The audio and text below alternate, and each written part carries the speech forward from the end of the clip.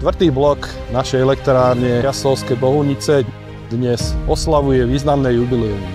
Je to presne 40 rokov, čo sa roztočili turbíny tohto bloku a generátory sa pripojili k sieti elektrizačnej sústave. Nie je to len výročie 40 rokov, ale zlomový bod.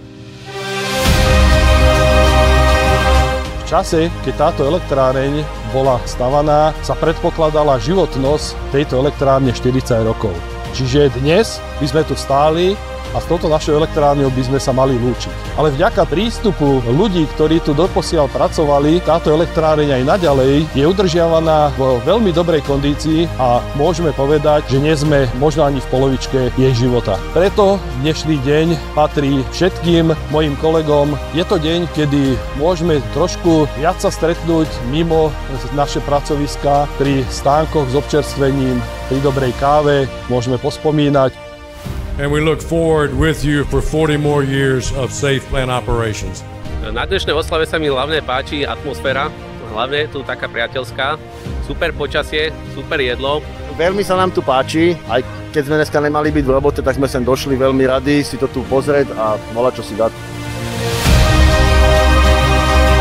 Veľmi pozitívne, tu nám vplýva celkovo, ľudia sa tu viacej dávajú dokopy. Je to taká dobrá akcia pre kolektívy a aby sa teda tie kolektívy lepšie spoznali, posedeli, porozprávali. Že sme sa stretli na takomto mieste, kde vlastne sa normálne stretávame, používa sa len ako kvázi parčík a teraz sme ho využili ako nejaké odpočinkové miesto.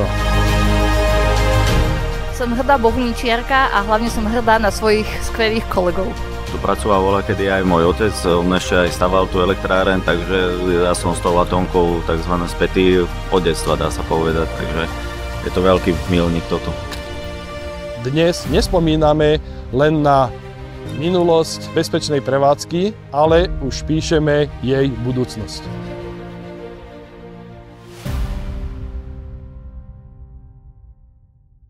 Ale to neničí srbený, aby sa trošku srbí. Nemôže sa vyrovnať, lebo máme roztrhnuté monterky medzi nohami. Však ale to vám ne... Vážne? To či nie na to? Počkaj, čo som vyzlečaj si teda tu bol.